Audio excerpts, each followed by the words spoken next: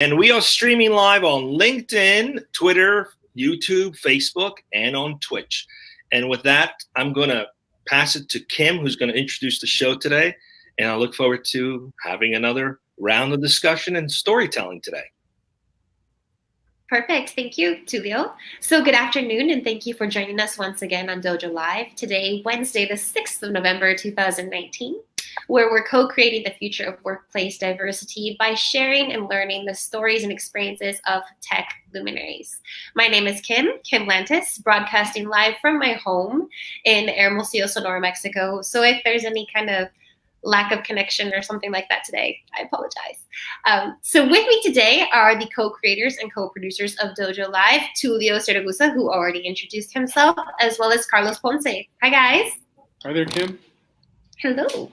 So today we're going to be talking about something that's arguably more universal than Coca-Cola itself, and that is social networking. How can we overcome the tech social networking overload? Here to share his story is Sean Bair, the founder and CEO of Zoo.hu. Welcome to Dojo Live, Sean. It's glad to be great to be here. Thanks for having me. Appreciate it. Oh, it's our pleasure. Thank you. So to get your story started today, would you please share a bit about yourself as well as Zoo.hu? Yeah, sure. So academically, I got my MBA from the University of Denver. I went on to begin a PhD program in statistics with the Colorado School of Mines, and ended up selling my company about the same time. So that sort of petered out, and I focused on the sale of the company. Professionally, I've been in law enforcement for 23 years in the defense and law enforcement analytics space. I started a company way back in the day in the 90s called Bair Analytics, and I developed an app that enabled police departments all over the world to identify crime series and patterns and data and predict where and when things would happen. This app was used by law enforcement agencies all over the world, by Walmart, by Target, by Macy's, and eventually by the Defense Department. I've been programming since about the 8th grade, about 12 years old. And then after developing those law enforcement applications, I then moved into developing a system that actually took law enforcement agencies' data, normalized it, sent it to the cloud so that agencies could share and see each other's data. So it's sort of big data and being able to see a lot of disparate agencies' data all stored in a centralized location so that Los Angeles County Sheriff's Department could see the Washington, D.C. Police Department's data, and they could find trends and patterns in the data. And then on top of that, we provided even more analytics to help them identify those trends and patterns. And I sold that company to a company called LexisNexis about 4 years ago, and thought I was going to retire for a little bit. And then it was just too early, and had an idea for an app to help me be a better person about 18 months ago. And that was the creation of Zoo.hu, which is an app. All right. Well, gosh, now you have me all distracted. Here I am. I have my guilty pleasure of having to watch like television shows about like serial murderers. Yeah, and all right. child and stuff. Oh my gosh, you sound like a genius. Yeah, it's really interesting to me. Because when I was watching the Ted Bundy files, I remember a lot of the problem back in the 70s is there wasn't the ability for different states and those to communicate cross lines, and so it took longer, unfortunately, to catch him and people like him. Yeah. But anyway, I digress. Thank you for that contribution to society. Yeah, and let's transition a bit about this idea of Zoo.hu. So what is the story or the purpose behind your newest product? So like any developer, like any software or programmer, I always wrote apps to help me be a better person and to help me, frankly, get out of work and to help me be more efficient and effective as an individual. So those law enforcement solutions that I wrote back in the day wasn't necessarily to start a company. It was to help me be a better analyst, a better police officer, better at my job. And it just so happened it started a company that allowed me to grow it and successfully exit out of that. And then having friends and family and business associates and the like, I had always used systems like CRMs, like Salesforce or HubSpot or Wise Agent for real estate. And those are great from a business perspective, but I really needed something to help me out to keep track of not only business associates, but also family and friends and neighbors, church members, all the people, all the individuals in my zoo. So that kind of is where the idea of Zoohoo was formed, the who's who in your zoo. It was a way for me to develop an app that was going to allow me to keep track of all the people that I interact with, and not just from an ancillary sort of Facebook approach or in my contacts app. It was a way for me to really get to know these individuals. And then because I have not the greatest memory in the world, to be able to keep track of these, what we call factoids, notes, goals, and important event dates in their lives, and be able to interact with them now armed with that information. So prior to that, prior to the app, I was using, of course, my contacts app, and I had all the people that I knew in contacts, like most people have. They don't have a system for it. And then when I met somebody and I wanted to remember something special about them, I would put it in my notes. And then when I wanted to be reminded of a birthday or the fact that they might be moving into a house or that a son's returning from a mission or whatever it was, I would put those in my calendar. And then there was all these bifurcated and sort of disparate systems that were being used to do what really a true CRM for business does, which is manage all the interactions between your customers. And I thought, what a great idea that if I could have a CRM for an individual. And it really didn't exist, so I embarked on writing that. And so the types of things that we capture with it aren't your standard items. Like, for example, one of the things we want to know about a person, or at least I want to know about a person, are their goals. Because if I want to really nurture a relationship with somebody and get to know them, be able to help them, I'm always wanting to know what they want to achieve in life. So that if I ever find myself out in society and I come across somebody who might be able to open a door for a friend of mine or a colleague of mine who has a goal, well, if I'm paying attention because I've written it down or because I've made sure to remember that, I can act on that. I can help that individual out. And so the other thing that sort of prompted this was not having the best memory and having a calendar that's already so overloaded with just business stuff and personal life stuff. I can't put 300 friends' birthdays in there. It's just too much. I would see just birthdays all over my calendar. And then to take it to anniversaries and significant life events that I want to celebrate with them or remind them of or to send them a note on, it just became too overwhelming. So that was the idea of sort of bringing those into the app to help me do that as well. So we capture goals and notes and factoids, and it has a reminding system that'll let me know that, okay, well, Tulio's birthday is coming up in 30 days and he's several states away or maybe a country away. So if I want to have him receive a birthday card on his birthday, I need to, buy that now and probably send it a week or two in advance so that he's able to receive that. So it prompts you well in advance of that event based on when you want to be prompted. And then because I need this kind of reminder, you can set a sort of iterative reminder system to say, hey, look, every 3 days, remind me again that Tulio's birthday is due and it's coming up. Because invariably what happens is I see it on my calendar and then I move on to the next day and it's forever forgotten, right? Right. And I really love that you brought up this idea of the traditional birthday card. I can honestly tell you that that's something that in my life is lacking and missing. I couldn't even tell you the last time I received a physical birthday card in the mail. And it makes me come back to this idea that I think some people might consider it a bit ironic that you're using technology as a way to keep technology from getting in the way. Mm-hmm. But what other ways were you intentional about the design of Zoohoo, like to be able to incorporate something like, hey, I don't know, I imagine it being like a setting where you can say, would you like how much time in advance? Would you like mailing reminders or those types of things? But what other ways were you intentional in that design in order for you to incorporate, these real life needs into the technology world? Yeah, great question. So getting kind of back to that point with Facebook. So Facebook, I use it like everybody else in the world does. and it reminds me usually the day before, the day on, that it's their birthday. And unfortunately, like everybody else, we go out there, we might do an instant message to them, but we're usually posting on their wall, happy birthday. Maybe we put some emojis in there to make us special and unique, or we say happy birthday in a different way. And I just found that so impersonable that, yeah, we're acknowledging their birthday, but we only really did because we got reminded, and we were probably just surfing Facebook at work or at home, and might have forgotten the fact that it in fact was their birthday. So what the app is trying to get people to do is know about that birthday, that significant event. It doesn't have to be a birthday, well in advance to be able to act on that.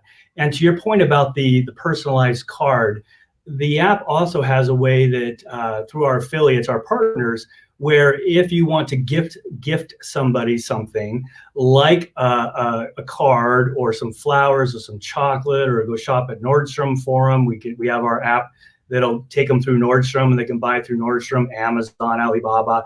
There's just a quick way right when you're in the app to go purchase something for that person. I imagine there's also some insight into that person's particular likes in the moment, or their kind of wish list. Yeah, so that's where it gets back to the factoid. So if you're being a good friend, if you're being a good relationship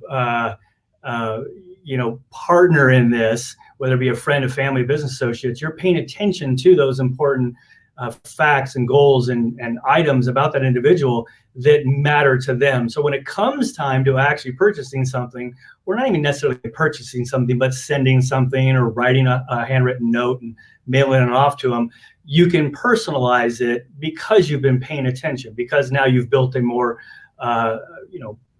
important or stronger relationship between each other. So that's kind of the intent of that. Sean, this is great, and I totally relate with the idea of you have multiple social networks. Facebook's great at reminding you for birthday, so is LinkedIn, and potentially you can understand what people are interested when you join similar groups. So you have a sense of common interest, but there's no real intentionality behind any of these things, because you can't build what you're basically describing that you could do like in a CRM system with clients, like a journey or that kind of an environment where you have certain triggers based on certain interests, right? How does it work? Have you created a similar journey sort of model? Is there some AI built in? How does it help me as the user be proactive, be more intentional with, out of maybe the 8,000 people that I have connection with, maybe I want to keep up with them really, really closely.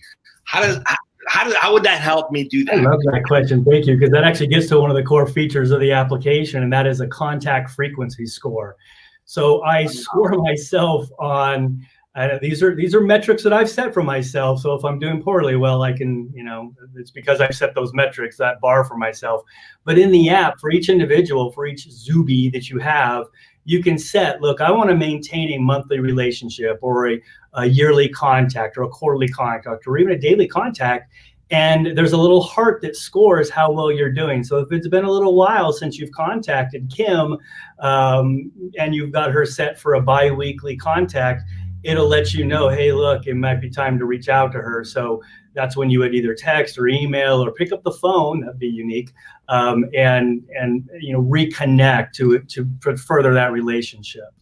Is the target strictly the consumer to consumer, or are you also targeting, for example, businesses where a leadership team wants to stay in touch with employees, or even peers stay in touch with each other, and especially in very large organizations? It's easier when you're like 20, 30, 40, 50 people. But when you're in organizations of 5,000, 10,000 folks, it gets to be very difficult. How does this come into play? And does it tie into any existing platforms like Facebook or LinkedIn? So I'm getting the data and I have to recreate the data. How does it work from that perspective? Yeah, so you can tie to your existing contacts. So there's a feature that allows you to import your contacts when you first launch. And as you maybe build out your contacts, you can re-import new data that you might come across. And so if you needed to use a go-between, so if I needed to take data from LinkedIn or from a personal CRM, maybe we had Salesforce, and export it as CSV, I could then take it into my contacts and thus take it into to Zuhu. That'd be one way. But we also integrate with Instagram. So that was the other thing that I was getting overwhelmed with the number of accounts that I was following on Instagram. And, there's so many Disney and cars and other accounts that I could follow where I begin to, because of the sheer volume of those accounts, travel accounts or, pretty picture accounts that I want to look at. And if I've got 30 friends that I also follow on Instagram, and I'm doing one of these numbers through Instagram because I'm just trying to catch up with all of the accounts that I follow, I could very easily blow past one of my very good friends' posts. Maybe, oh, there's a niece that just went by, or oh, there's my nephew that just went by, and I didn't see them because it's so overwhelming, and I'm following almost too many accounts. So it allows you to tell or to say that somebody in your zoo has an Instagram account, and it'll bring in those feeds. And then we have what's called an Insta Zoo.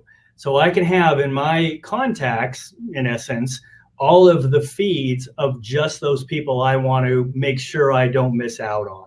So instead of me going to Instagram and spending an hour, like I might now, to see the vast majority of the accounts that I follow, I could pull up the Insta Zoo in Zuhu, and probably in about 30 seconds, see all the most recent posts of all the very close friends or business associates or family that I have. I love that. It's really beautiful design, I think, to bring some intentionality and control, right? Because right now, I'm sorry, Tulio, we're talking over each other. I just wanted to close the loop on that because I think that's really great on Instagram. I think a lot of people get a lot of slack for not always following back even their own friends, because at some point, you're just trying to limit how much is in your stream to things that really matter. Mm-hmm. Whereas if I had that ability, I actually could follow a lot more people, because then I could be more strategic or intentional about who I want to, keep up with.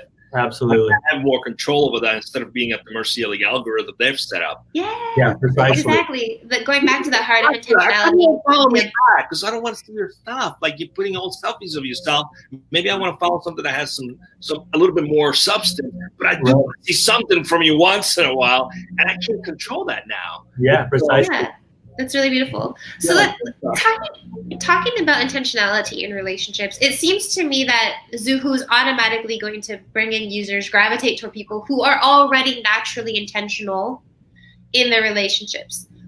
What would you say to people or listeners, viewers today who might not have that natural inclination, who might struggle a bit more to be more intentional in their relationships with others? What's the value here? Like, why should this perhaps be more important to them? And do you maybe have any success stories that you've heard from Zuhu users? Yeah, we had an unsolicited success story not too long ago. We had a news media piece done on us, and they interviewed somebody who was a user of the app, and she actually has a memory problem. I don't know whether it was from birth or because of accident, but she has trouble with her memory, and she's actually using Zuhu to keep track of, again, those important bits and pieces of her friends and family, and in her case, her schoolmates that she wanted to remember. So she was actually using it almost as a memory enhancement tool. So that was one that sort of even shocked us. We were like, oh my goodness, I guess this is a helpful app for people, not just people like me who are forgetful and sort of, maybe a little bit absent-minded. Because I'm that kind of person. When I go to meet somebody, truthfully, I'll turn around and walk away and be like, wait, what was their name again? I don't necessarily have the best recollection for names. Faces, yes. So this is one of those things. Zuhu is one of those apps that once I meet somebody, if I can just take a few seconds after meeting them and just quickly jot down a few things into the app, which makes it very easy to do, it number one is going to solidify those things that I want to know about that individual. And then when I meet them next, or when I encounter them next, or I know I'm going to be at a place where they're going to be at, what I find myself doing now is, like, for example, before going to an event or before going to, again, church or something else, I'll pull up the app and just make sure I'm up to date and sort of up to speed on all the people that I know. Because sometimes I forget about, oh yeah, they had, this son that just began a medical program over at this university, or oh yeah, they just had a daughter who was doing humanitarian efforts over in England, or these are things that matter to those individuals. And thus, if I want to get to know them better and truly nurture a relationship, I want to remember those things and I want to talk to them about them. And because it all goes back to, as you all know, sort of, you mentioned the CRM, Carlos, and how that might come into play. That's based on a lot of Harvey Mackay's 66 items of information you want to know about your customer. And so a lot of CRMs are based around that. And of course, our app takes a little bit of that, but is also based loosely on Dale Carnegie's How to Win Friends and Influence People. Mm-hmm. I mean, these are sort of tried and true principles that if you want to nurture a relationship with somebody, if you want to be able to build a network, whether it be a social network or a business network, to help you advance and help the people that you like advance, these are the sorts of items that we capture, and these are the sorts of principles that we follow and the processes that we do in order to do that. So go ahead. If I recall correctly, I've only read bits and pieces of Carnegie's book, but a large part of that, if I'm not mistaken, is habit. Yeah, a lot of it. Yeah. And Zoohoo is allowing us to create habits, these good habits in our lives of hold you accountable. Exactly. Sean, I'm interested to ask. Currently, it's like a closed garden, right? So my network or my connection is specific to me. So, yes.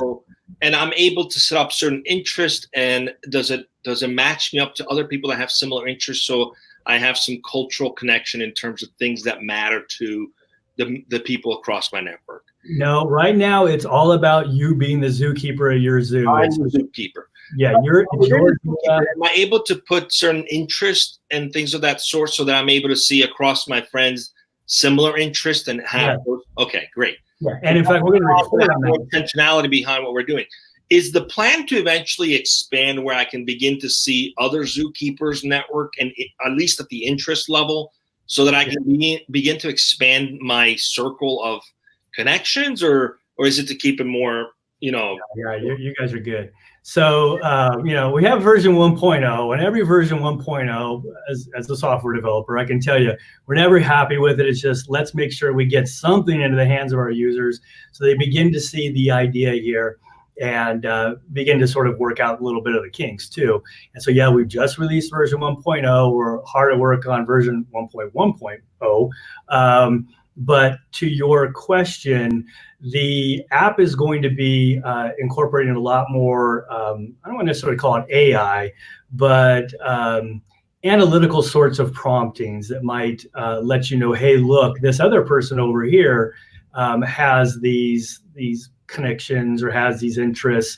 And then eventually, if we go down the past 6 months to maybe 18 months, I want people to be able to, one, share their Zoobies with others, but also be able to do, like from my law enforcement days, analytics against their zoo. So to be able to see that, okay, here's my zoo, and now report on my zoo. How many people are female, male? How many people like football? How many people have birthdays in October? How many people begin to do word clouds against the data? So it's beginning to sort of report on the information that I've captured, so that I can see that, you know what, it looks like I have more dog people than cat people in my zoo. That's interesting. And sort of a descriptive part about the data there. But then down the road, the hope is, as we develop more and more users, that here's where I think it's going to get good. That if I, as a Zoohoo user, say, you know what, I'm okay with making my location known to other Zoohooers so that they can be ready to go and ready to talk with me if I'm nearby. The hope is that if I'm in a mall or if I'm out and about, and somebody else who is in my zoo is also in the same, let's say, mall as I am, but I haven't quite gotten to where they're at yet. I might not want to necessarily bump into them, but I also don't want to be caught off guard. So what it would do is have proximity alerts to let me know that, hey, look, Kim is in the mall, and here were the last things you guys talked about, or here were their things that matter to Kim. So that if I did run into Kim in the mall, I'd be like, hi, Kim, how's it going? How's your dog, Bella? Oh, how is your mom doing? I remember you said she wasn't, feeling too well, or how's that new car doing? The types of things that would help me it would be nice if I could remember all those facts, but I can't because my memory is not stellar and I have hundreds of people that I have relationships with. So this is that way that a little bit of more AI and proximity analysis might come into play. That's really fun. Or the converse of that, I'm in the grocery store in my pajamas, braless, and without makeup. Abort, run. You can use it however you want to use it. The functionality will be there for you. It's interesting. I mean, this was the intention behind what social networking was supposed to become, but it became this sort of huge behemoth marketing machine, really. That's what it's an influencer machine. And I love the idea of it becoming, intentional networking, right? It's not just social network, it's intention. There's intention behind it. Sounds fantastic. I keep thinking, like, what a great application for companies, not just the individuals. I mean, we at Nearshore, for example, have self-managed team. Each team could have its own zookeeper, for example, and cross-pollinate and cross-share what's going on. And in currently your user base, is it mostly in the U.S.? What is the composition of the user base? Where are you getting? Yeah, we're global already. It happened pretty quick. I think we're in 13 countries now. Wow. And so we've got a pretty broad spectrum of countries represented, not necessarily all English speaking, although the vast majority of the people in those countries are using it in an English speaking format. But yeah, it grew pretty fast in that regard. To your point about the, using it for business, we absolutely think at a minimum, small business could use this. And when I say small, it could even be a sole proprietor. So real estate agents should absolutely have this. When I did real estate for a little while, that's what real estate is all about. It's getting to know your client extremely well, so you know what truly the type of house they need to buy for them is. You don't want to have that sort of arm's length relationship with that individual. You want to know what, the dog or the cat, you want to know the neighborhood that they're after. You want to know all the kids' names and their ages and the schools that they would need to go to. You really need to know these people, and you need to know them really quick and in a genuine way as well. So it's not just, sort of non-genuine. You want to know them because you want to be able to serve them the best you can. So real estate agents, this is an outstanding tool for them. And of course, most real estate agents obtained their future business from referral. Right. So you need to establish strong interpersonal relationships with those individuals that you do business with, and then thus ask them nicely to help introduce you to the new set of customers because they know friends and family and so on and so forth. So when I practiced real estate for a little while, in that period where I thought I was retired to where I started Zoohoo, and really the real estate thing is what was a part of my aha moment.